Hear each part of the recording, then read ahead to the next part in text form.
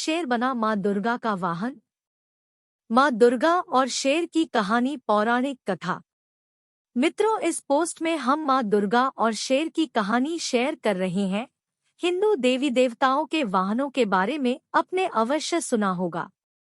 हर देवी देवता का अपना एक वाहन है। जैसे शिव शंकर का वाहन नंदी है, भगवान विष्णु का गरुड़, श्री गणेश का मूषक, तो माँ दुर्गा का शेर। कैसे ये पशु इन देवी देवताओं के वाहन बने और इसके पीछे क्या कारण था? इन प्रश्नों के उत्तर में जो कहानी छुपी हुई है वो बड़ी ही रोचक है।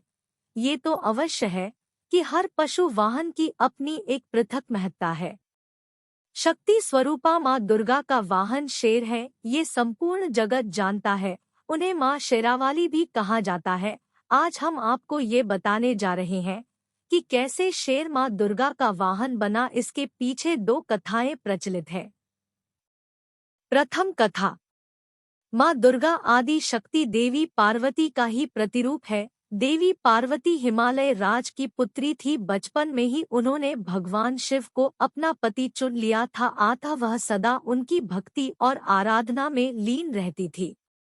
विवाह योग्य होने पर भोले शंकर को पति के रूप में पाने की कामना में वह एक ऊंचे पर्वत पर जाकर तप करने लगी। वहां उन्होंने कई वर्षों तप किया। उनके तप से प्रसन्न होकर शिव जी ने उन्हें दर्शन दिया और स्वयं को पति के रूप में प्राप्त करने का वरदान उन्हें प्रदान किया। इसके उपरांत दोनों का विवाह बड़ी ही धूमधाम से संपन्न हुआ, जिसमें सारे देवी देवता, ऋषिगण और शिवगण सम्मिलित हुए। विवाह उपरांत उनके दो पुत्र श्री गणेश और कार्तिकेय हुए। भगवान शिव को पति स्वरूप प्राप्ति के लिए कई वर्षों तक किए गए कठोर तप के फलस्वरूप देवी पार्वती का गौर वर्ण सांवला हो गया था। एक दिन कैलाश पर्वत पर बैठकर हास परिहास करते समय भगवान शिव ने माता पार्वती को काली कह दिया। स्वयं के लिए काली संबोधन सुन देवी पार्वती रुष्ट हो गई और गौर वर्ण की प्राप्ति के लिए कैलाश छोड़कर तपस्या करने वन में चली गई। वन में एक वृक्ष ने नीचे बैठकर वे कठोर तप करने लगी। इस बीच एक दिन एक भूखा शेर भटकते हुए वहां आ पहुंचा। देवी पार्वती को देख उनका भक्षण कर अपनी क्षुधा शांत करने की मंशा से वह उनके समीप पहुंचा, किंतु देवी पार्वती के तप का तेज इतना था कि वह शेर उनका भक्षण न कर सका और वहीं बैठकर उनकी तपस्या समाप्ति की प्रतीक्षा करने लगा। माता पार्वती को तप करते हुए कई वर्ष बीत गए। इतने वर्षों तक वह शेर वहीं उनके समीप बैठा रहा, एक क्षण को भी वह अपने स्थान से नहीं हिला। अंततः देवी पार्वती के तप से प्रसन्न होकर शिव जी ने उन्हें दर्शन दिए और गौर वर्ण का वरदान प्रदान किया। वरदान प्राप्ति उपरांत शिव जी के निर्देशानुसार देवी पार्वती गंगा के तट पर पहुंची।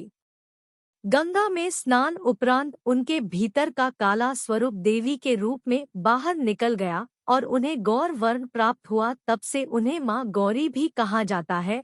उनके काले स्वरूप को देवी कौशिकी कहा जाता है।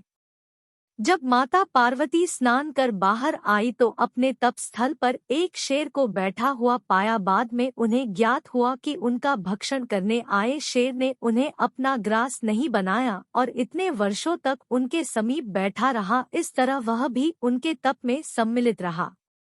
प्रसन्न होकर वर्षों तक तप में साथ देने वाले शेर को उन्होंने अपना वाहन बना किया। तब से ही माँ दुर्गा का वाहन शेर है और उन्हें माँ शेरावाली भी कहा जाता है। द्वितीय कथा। इस कथा का उल्लेख स्कंद पुराण में मिलता है।